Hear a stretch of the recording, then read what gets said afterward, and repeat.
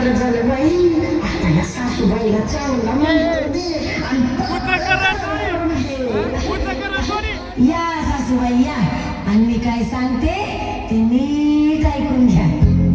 या झाडाला कास देऊ नका, भांडी घासायला लागू नका, कपडे धुवायला लागू नका, झाडू मारायला लागू नका. माफ कर आई, माफ कर. आजपासून ही सगळी कामं मीच करली आई. अंगास आली वचनीवर सासूबाई, माझ्या अंगात आली बरी आई.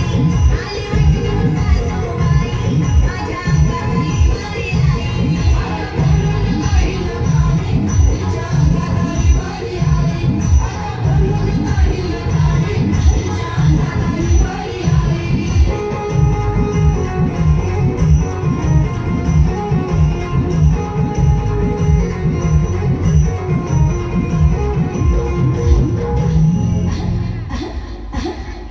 झाड शिकलेलं हाय, बाई शिकलेला हाय रे माय.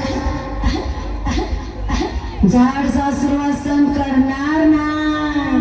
आजपासून कोण करेल सासूरवास? मला पिसाळलेलं कुत्रं चावलं का काय? हा घ्या अंगारा आणि चोळा सगळ्या तोंडाला. आणि झाड काय म्हणते कान देऊन नीट ऐका. झाड सकाळी उठणार नाही, रोज स्वयंपाक करणार नाही. झाड नाजूक आहे बाई, तुम्ही बोलबोल करायची नाही. नाही ग माते, आता मीच गावाला जाते आणि तिकडंच राहते. अंगास आज बघून घ्या मुंबई, माझ्या अंगात आली बरी आई. आज बघून घ्या मुंबई, माझ्या अंगात आली बरी आई. आता बोलून काढील काढी, तिच्या अंगात आली बरी आई. आता बोलून काढील काढी, तिच्या अंगात आली बरी आई.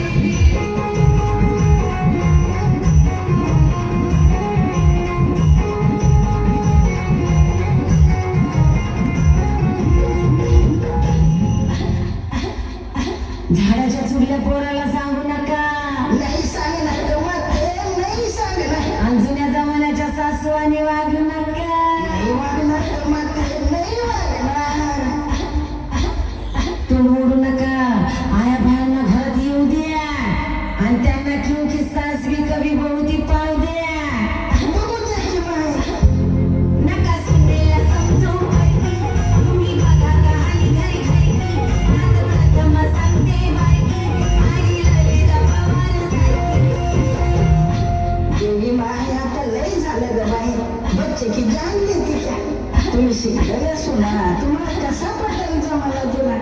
मला कळतच सगळं खाणं कुणा पण जाऊ दे. मला खाऊ दे तंबाखू कुठं गेलं तुला?